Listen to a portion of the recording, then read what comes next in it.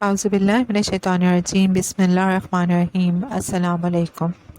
الحمدللہ ہمارے 12 سپارے کمپلیٹ ہو چکے ہیں، ان کا خلاصہ ہم سمجھ چکے ہیں اور آئی ہوپ کہ آپ لوگوں کو بہت آسانی سے سمجھ آ رہا ہوگا۔ میں بہت سمپل ورڈنگ میں جو ہے سمجھانے کی کوشش کر رہی ہوں۔ آج ہم 13واں پارہ اس کا خلاصہ جو ہے سمجھنے کی کوشش کرتے ہیں۔ 13واں پارہ سورہ یوسف کے آخری 6 رکوع یعنی رکوع نمبر 7 سے 12 تک، اس کے بعد سورہ رعد اس میں شامل ہے اور سورہ ابراہیم بھی اس میں شامل ہے۔ سورہ رعد کے جو ہے وہ 6 رکوع ہیں، جبکہ سورہ ابراہیم میں 7 رکوع ہیں، یعنی 13واں پارہ ان 3 صورتوں پر مشتمل ہے۔ تو آئیے ہم لوگ اسٹارٹ کرتے ہیں۔ بسم اللہ الرحمن الرحیم۔ سورہ یوسف کا رکوع نمبر 7 آیات نمبر 50 سے 57 تک۔ اس میں ہمیں بتایا گیا ہے کہ رہائی سے زیادہ اہم پاک دامنی کی تصدیق ہے۔ 7ویں رکوع میں یہ مضمون بیان ہوا ہے کہ جب ساقی نے بادشاہ کو یوسف علیہ السلام کی بیان کردہ خواب کی تعبیر بتائی تو وہ بہت متاثر ہوا۔ اس نے کہا کہ یوسف علیہ السلام کو میرے پاس لے آؤ۔ یوسف علیہ السلام نے قید خانے سے باہر آنا قبول نہ کیا، مطالبہ کیا کہ پہلے تحقیق کی جائے کہ مجھے کیوں قید خانے میں ڈالا گیا۔ بادشاہ نے تمام بیگمات کو بلایا اور ان سے یوسف علیہ السلام کا قصور پوچھا۔ سب نے اعتراف کیا کہ حضرت یوسف علیہ السلام بے قصور اور بڑے پاکیزہ کردار کے حامل ہیں۔ اب بادشاہ نے کہا کہ یوسف علیہ السلام کو میرے پاس لے آؤ، میں انہیں اپنے مقربین میں شامل کر لوں گا۔ یوسف علیہ السلام نے بادشاہ کے پاس پہنچ کر فرمایا کہ مجھے زمین کے خزانوں پر مامور کر دیا جائے، میں انشاءاللہ عمدگی سے ان خزانوں کی حفاظت کروں گا۔ یوں یوسف علیہ السلام کو بادشاہ کے پاس ایک خاص منصب حاصل ہو گیا۔ رکوع نمبر 8 آیات نمبر 58 سے 68 تک، اس میں اخلاق کی بلندی اور صلہ رحمی کی اعلیٰ مثال بیان کی گئی ہے۔ 8ویں رکوع میں بیان کیا گیا کہ خوشحالی کے 7 سال گزرنے کے بعد جب خوش سالی کے سال آئے تو دور دراز کے علاقوں تک یہ خبر جا پہنچی کہ مصر میں خوراک کے ذخائر موجود ہیں۔ حضرت یوسف علیہ السلام کے بھائی خوراک کے حصول کے لیے فلسطین سے مصر آئے۔ یوسف علیہ السلام نے بھائیوں کو پہچان تو لیا، لیکن ان کے اخلاق کی بلندی دیکھیے کہ کسی انتقامی جذبے کا اظہار تک نہیں کیا۔ بھائیوں نے اپنے لیے خوراک کا راشن حاصل کیا اور چھوٹے بھائی بنیامین کے لیے بھی، جو یوسف علیہ السلام کا سگا بھائی تھا، وہ ان کے ساتھ نہ آیا تھا۔ حضرت یوسف علیہ السلام نے آئندہ اسے بھی ساتھ لانے کی تاکید کی۔ مزید یہ کہ صلہ رحمی کرتے ہوئے خوراک کی جو قیمت اپنے بھائیوں سے وصول کی تھی اسے واپس بھائیوں کے سامان میں رکھوا دیا۔ جب یوسف علیہ السلام کے بھائی واپس لوٹے تو انہوں نے اپنے والد سے درخواست کی کہ آئندہ بنیامین کو بھی ہمارے ساتھ بھیجیے گا۔ یعقوب علیہ السلام نے کہا کہ میں تم پر اعتماد نہیں کر سکتا، کیونکہ اس سے قبل تم یوسف علیہ السلام کے حوالے سے میرے اعتماد کو ٹھیس پہنچا چکے ہو۔ البتہ جب ان کے بیٹوں نے اپنے سامان میں دیکھا کہ ادا شدہ قیمت واپس کر دی گئی ہے تو والد صاحب سے عرض کی کہ ایسا نفع کا معاملہ کیوں نہ دوبارہ کیا جائے۔ بہرحال جب انہوں نے یعقوب علیہ السلام کے سامنے اللہ کو ضامن بنا کر عہد کیا کہ وہ بنیامین کی ہر ممکن حفاظت کریں گے تو حضرت یعقوب علیہ السلام نے بنیامین کو مصر بھیجنے کی اجازت مرحمت فرما دی۔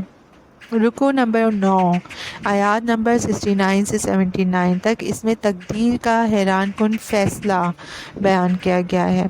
9ویں رکوع میں حضرت یوسف علیہ السلام کے بھائیوں کی اپنے چھوٹے بھائی سمیت مصر میں آمد کا بیان ہے۔ حضرت یوسف علیہ السلام نے تمام بھائیوں کے لیے الگ الگ تھیلوں میں خوراک لے جانے کا انتظام فرما دیا، پھر اللہ کے حکم سے اس پیالے کو بنیامین کے سامان میں رکھ دیا جس کے ذریعے خوراک ناپ کر دی جاتی تھی۔ پیالہ غائب ہونے پر خوراک تقسیم کرنے والے کارندوں کو تشویش ہوئی۔ انہوں نے یوسف علیہ السلام کے بھائیوں پر پیالہ چوری کرنے کا الزام لگا دیا۔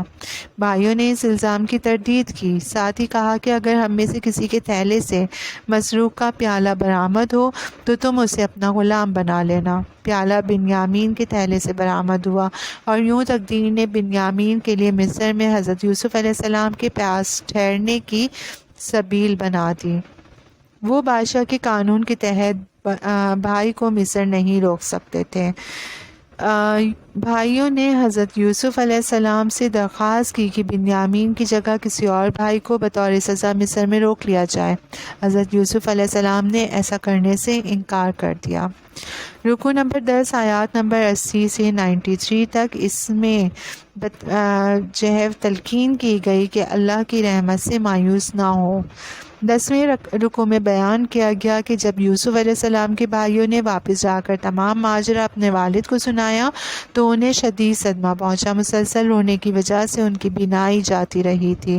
انہوں نے شدت غم کے باوجود امید کا دامن ہاتھ سے نہ چھوڑا اور اپنے بیٹوں کو حکم دیا کہ جاؤ اور تلاش کرو یوسف علیہ السلام اور اس کے بھائی کو۔ اللہ کی رحمت سے مایوس نہ ہونا، بے شک اللہ کی رحمت سے مایوس نہیں ہوتے مگر کافر۔ حضرت یوسف علیہ السلام کے بھائی تیسری بار ان کے سامنے حاضر ہوئے تو اپنے خاندان والوں کے رنج و الم کا ذکر کیا اور التجا کی کہ اس کے پاس خوراک کے حصول کے لیے مطلوبہ رقم بھی نہیں ہے، لہذا دستیاب قیمت قبول کر کے خوراک کا کچھ حصہ قیمتاً اور بقیہ حصہ صدقہ کے طور پر دے دیا جائے۔ حضرت یوسف علیہ السلام اپنے بھائیوں کی لاچارگی کی یہ کیفیت برداشت نہیں کر سکے اور ان سے پوچھا کہ تم نے اپنے دور جاہلیت میں یوسف اور اس کے بھائی کے ساتھ کیا کیا تھا؟ بھائیوں نے حیرت سے پوچھا کہ آپ یوسف ہیں؟ انہوں نے جواب دیا جی ہاں۔ بھائیوں نے حضرت یوسف علیہ السلام سے اپنے کیے کی معافی مانگی۔ حضرت یوسف علیہ السلام نے بھائیوں کو معاف کر دیا، انہیں اپنا کرتا دیا، فرمایا کہ اسے جا کر والد صاحب کے چہرے پہ ڈال دو، اس کرتے سے انہیں میری خوشبو محسوس ہوگی اور ان کی بینائی لوٹ آئے گی۔ رکوع نمبر 11 آیات نمبر 94 سے 104 تک، اس میں حضرت یوسف علیہ السلام کی خواب کی تعبیر بیان کی گئی ہے۔ 11واں رکوع کا مضمون یہ ہے کہ یوسف علیہ السلام کے بھائی واپس گئے اور ان کا کرتا یعقوب علیہ السلام کے چہرے پر ڈالا تو ان کی بینائی پھر سے لوٹ آئی۔ حضرت یعقوب علیہ السلام اپنے پورے خاندان کے ساتھ فلسطین سے مصر منتقل ہو گئے۔ یوسف علیہ السلام نے اپنے والدین کا خاص اکرام کیا اور انہیں اپنے ساتھ تخت پر بٹھا لیا۔ یوسف علیہ السلام اب مصر کے بادشاہ بن چکے تھے، لہٰذا بادشاہ کے سامنے ان کے والد، والدہ اور تمام بھائیوں نے سجدہ تعظیمی کیا، گویا اس وقت شریعت میں سجدہ تعظیمی کی اجازت تھی۔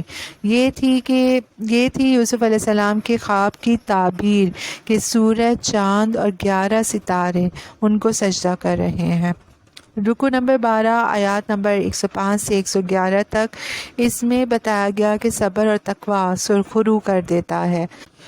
آخری رکوع میں آگاہ کیا گیا کہ آسمان و زمین میں بے شمار نشانیاں ہیں جو لوگ دیکھتے ہیں لیکن ان سے حق کی معرفت حاصل نہیں کرتے۔ اکثر لوگ اللہ پر ایمان لے آتے ہیں لیکن ساتھ ہی شرک بھی کیے جاتے ہیں۔ شرک سے روکنا اور صرف اللہ ہی کی بندگی کی دعوت دینا نبی اکرم صلی اللہ علیہ وسلم اور آپ صلی اللہ علیہ وسلم کی اتباع کرنے والوں کا راستہ ہے۔ یہ عمل لوگوں کو دائمی عذاب سے بچانے والا اور داعی کے لیے صدقہ جاریہ ہے۔ قرآن حکیم کے بیان کردہ واقعات میں لوگوں کے لیے درس عبرت ہے۔ حضرت یوسف علیہ السلام کو حاسدین نے کنویں میں ڈال دیا لیکن بعد میں عاجزی کے ساتھ ان کے سامنے حاضر ہوئے۔ اسی طرح مکے والے نبی اکرم صلی اللہ علیہ وسلم کو مکے سے ہجرت پر مجبور کریں گے لیکن ایک روز ان کے سامنے ندامت کے ساتھ کھڑے ہوں گے۔ اللہ کی سنت ہے کہ وہ تقویٰ اور صبر کی صفات رکھنے والوں کو ہی سرخرو کرتا ہے۔ یہاں سورہ یوسف ختم ہوتی ہے اور سورہ رعد کا آغاز ہوتا ہے۔ سورہ رعد حق اور باطل میں تمیز کے بارے میں یہ صورت ہے۔ رکوع نمبر 1 آیات نمبر 1 سے 7، اس میں اللہ کی قدرت کے بے مثال شاہکار کا ذکر ہے۔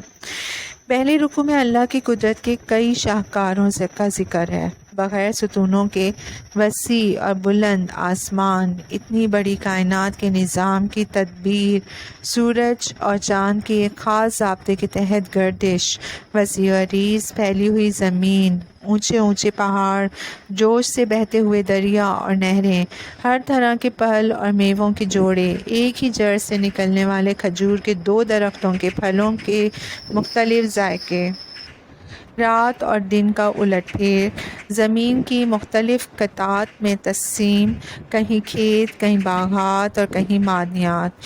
بلا شبہ اللہ کی قدرت کے بے مثال شاہکار ہیں۔ یہ سب اللہ کی معرفت اور اس کے لیے شکر کے جذبات پیدا کرنے کا بڑا مؤثر ذریعہ ہے۔ تعجب ہے کہ کافروں کے اس اعتراض پر کہ اللہ انسان کو مرنے کے بعد دوبارہ کیسے زندہ کرے گا، ایسے لوگ اصل میں اللہ کے ہر چیز پر قادر ہونے کا یقین نہیں رکھتے۔ اللہ تو ان پر رحم کرنا چاہتا ہے، لیکن یہ ہٹ دھرمی سے اس کے عذاب کو دعوت دے رہے ہیں۔ رکو نمبر 2 آیات نمبر 8 سے 18 اور اس میں حق اور باطل کے لیے ایک مثال بتائی گئی ہے۔ دوسرے رکوع میں حق و باطل کو ایک مثال کے ذریعے سے واضح کیا گیا۔ وہ مثال ہے کہ پانی پر ابھر کر آنے والے جھاگ کی یا دھاتوں کو پگھلاتے وقت ان پر پیدا ہونے والے جھاگ کی۔ پانی یا دھات باقی رہتے ہیں جو انسان کے لیے مفید ہیں، جھاگ سوکھ کر اڑ جاتا ہے۔ اس مثال میں پانی یا دھات حق ہیں اور جھاگ باطل۔ بقا صرف حق کے لیے ہے، باطل کبھی کھڑا نہیں رہ سکتا، جھاگ کی طرح مٹ جاتا ہے۔ تاریخ گواہ ہے کہ جب بھی اہل حق نے پامردی دکھائی، باطل نیست و نابود ہو کر رہا۔ حق کا ساتھ دینے والوں کے لیے اللہ کے ہاں بہترین بدلہ ہے، باطل کا ساتھ دینے والوں کے لیے بدترین انجام ہے۔ ان کی طرف سے کوئی بھی شے بطور فدیہ قبول نہیں کی جائے گی، ان کا ٹھکانہ جہنم ہے جو بہت ہی بری جگہ ہے۔ رکوع نمبر 3 آیات نمبر 19 سے 26 تک اور اس میں حق کا ساتھ دینے والوں کی صفات کا بیان ہے۔ وہ جانتے ہیں کہ ہمارے لیے حق کی معرفت کا ذریعہ صرف قرآن ہے۔ وہ اللہ کے ساتھ عہد بندگی کی پاسداری کرتے ہیں، اپنے وعدوں کی خلاف ورزی نہیں کرتے، اس تعلق کو قائم رکھتے ہیں جسے اللہ نے قائم رکھنے کا حکم دیا ہے، ہر وقت اپنے رب سے ڈرتے رہتے ہیں، اللہ کی رضا کی خاطر حق کی راہ میں آنے والی مشکلات پر صبر کرتے ہیں، نماز قائم کرتے ہیں، اللہ کی راہ میں کھلے اور چھپے مال خرچ کرتے ہیں، برائی کا جواب اچھائی سے دیتے ہیں۔ ان کے لیے جنت کے رہنے والے باغات ہیں جہاں ان کے ساتھ ان کے نیک والدین، اولاد اور بیویاں بھی ہوں گی۔ اس کے برعکس حق کے دشمن وہ ہیں جو اللہ سے کیے گئے عہد بندگی کا پاس نہیں کرتے، اس تعلق کو قائم نہیں رکھتے جسے اللہ نے قائم رکھنے کا حکم دیا ہے، اور اللہ کی نافرمانیاں کر کے زمین میں فساد مچاتے ہیں۔ ایسے لوگوں پر دنیا میں اللہ کی لعنت ہے اور آخرت میں ان کے لیے برا انجام ہے۔ رکوع نمبر 4 آیات نمبر 27 سے 31 تک، اس میں ہمیں بتایا گیا، ذکر کیا گیا کہ دلوں کو اطمینان اللہ کی یاد سے ہوتا ہے۔ چوتھے رکوع میں ہمیں بتایا گیا ہے کہ دلوں کو اطمینان اللہ کے ذکر سے ہوتا ہے۔ اس سے جو سکون ملتا ہے وہ سکون مادی نعمتوں سے حاصل نہیں ہوتا۔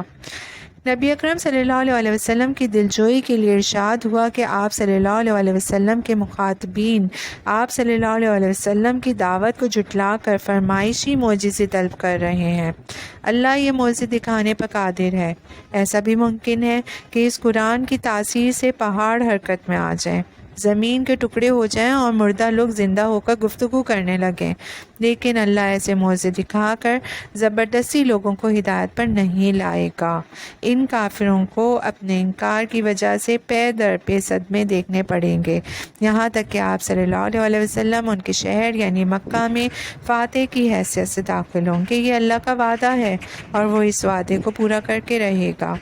رکوع نمبر 5 آیات نمبر 32 سے 37 تک، اس میں ارشاد ہوا کہ مشرکین نے اللہ کے ساتھ شریک ٹھہرا رکھے ہیں۔ انہیں چاہیے کہ بتائیں کہ کس کتاب میں اللہ نے یہ بات نازل فرمائی ہے کہ میرے ساتھ فلاں فلاں ہستیاں شریک ہیں۔ مشرکین کے لیے دنیا میں بھی عذاب ہے اور آخرت کا عذاب زیادہ سخت ہوگا، کوئی انہیں بچانے والا نہ ہوگا۔ اس کے برعکس متقیوں کے لیے ایسی جنت کا وعدہ ہے جس کے میوے بھی دائمی ہیں اور سائے بھی۔ اللہ ہمیں یہ نعمتیں عطا فرمائے، آمین۔ نبی اکرم صلی اللہ علیہ وسلم کو تسلی دی گئی کہ اہل کتاب میں ایسے حق پرست بھی ہیں جو نزول قرآن پر باطنی مسرت محسوس کر رہے ہیں۔ اس کے برعکس مشرکین مکہ مطالبہ کر رہے ہیں کہ آپ صلی اللہ علیہ وسلم ان کے ساتھ ان کے معبودوں کی عبادت کریں۔ انہیں صاف صاف بتا دیں کہ مجھے میرے رب نے حکم دیا ہے کہ میں صرف اسی کی عبادت کروں۔ اگر بالفرض میں نے تمہاری خواہشات کی پیروی کی تو مجھے بھی اللہ کی عدالت میں کوئی حمایتی یا بچانے والا نہیں ملے گا۔ رکوع نمبر 6 آیات نمبر 38 سے 43 تک۔ اس میں آگاہ کیا گیا کہ نبی اکرم صلی اللہ علیہ وسلم کی ذمہ داری لوگوں تک حق کو پہنچا دینا ہے، ان سے منوانا نہیں۔ مشرکین فرمائشی معجزات دکھانے کا تقاضا کر رہے تھے۔ جواب دیا گیا کہ معجزہ دکھانا رسول کے نہیں بلکہ اللہ کے اختیار میں ہے۔ نبی اکرم صلی اللہ علیہ وسلم کی دلجوئی کے لیے بتایا گیا کہ مشرکین کو ان کی ریشہ دوانیوں کی سزا ضرور دی جائے گی، البتہ اس کے لیے وقت طے ہے۔ اللہ جسے چاہے گا باقی رکھے گا اور جسے چاہے گا مٹا دے گا۔